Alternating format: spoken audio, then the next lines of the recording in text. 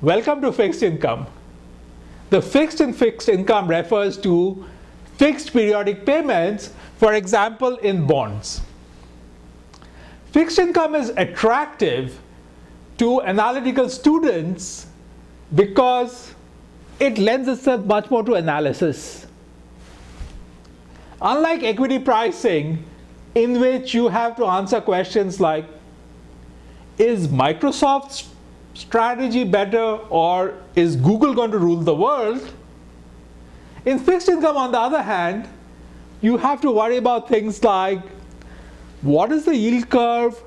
What are the spot rates? What is this security going to be paying? And therefore, what should this security be valued at?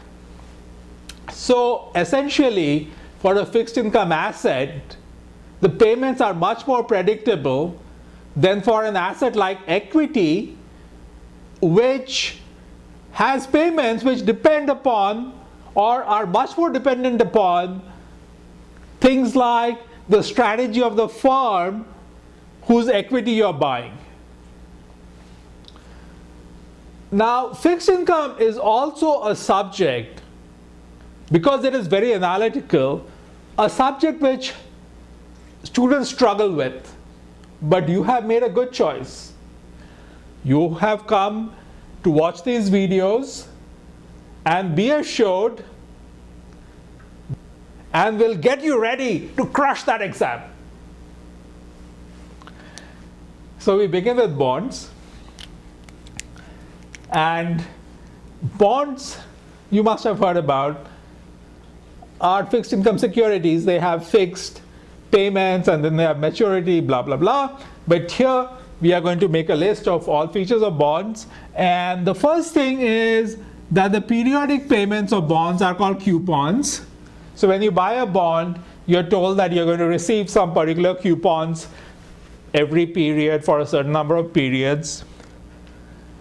The annual coupon is the total coupon payment made to the bond owner over a year. However, that's not the payment which the bond owner usually gets at one time. It is rather split into two parts and given 6 monthly, which has implications for pricing because of time value of money.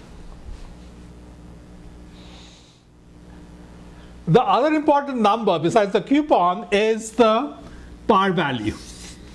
Of course, there are many more numbers which affect the price of a bond, but these are the big numbers: the coupon rate, the par value, and also the time to maturity. And the par value is the amount that is repaid at the end of the loan. So end of the loan means when whoever has sold you the bond repays you, finally makes the final repayment. So that is the par value which is repaid to you, and of course the last coupon. The par value is assumed to be $1,000 unless it is otherwise mentioned. Sometimes it's 100, but mostly it's 1,000, and sometimes it can be some weird number.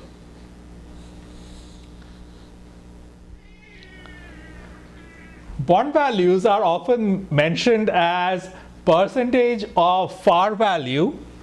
For example, price which is quoted as 88.90, and if the par value is 1,000, it means that the bond price is 89.00.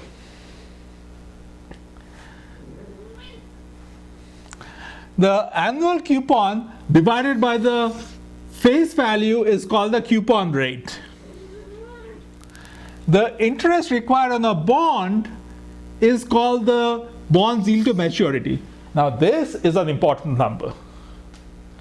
What this number tells you is what rate the buyers of the bond demand when they purchase the bond. Of course, bonds are sold in the market, so there is a market set yield to maturity.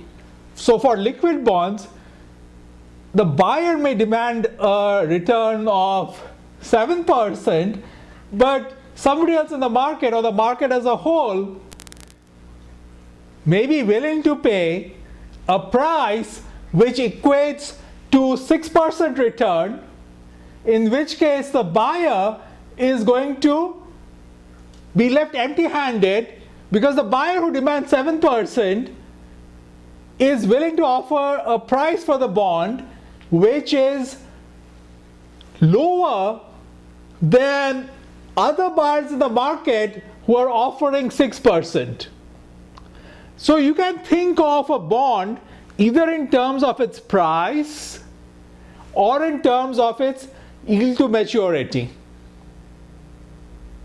And yield to maturity is widely used because it allows you to compare different bonds which may have different maturities and different face values, because it tells you how much yield you're going to get on the price that you pay today to purchase the bond.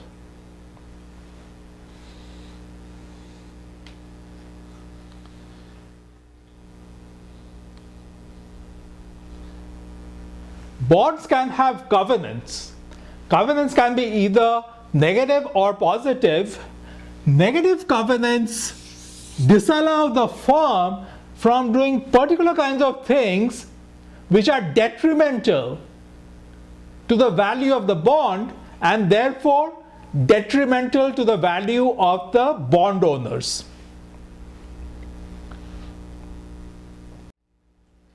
Examples of negative covenants would be restrictions on dividend payments to equity holders. So when a firm issues bonds, it's taking on debt, and the people who own this debt do not want the firm not to repay them and instead pay off their equity holders with large amounts of dividend. If I borrowed money from you, if I had debt from you, you don't want me to suddenly pay all my money to my relatives and to my bank account in Switzerland, leaving you without any means of being repaid. So the idea is similar here. People who own bonds issued by a firm do not want that firm to transfer its wealth to the equity holders without having provided for the bondholders. Similarly, to ensure that they are repaid, bondholders may have specific assets assigned as collateral.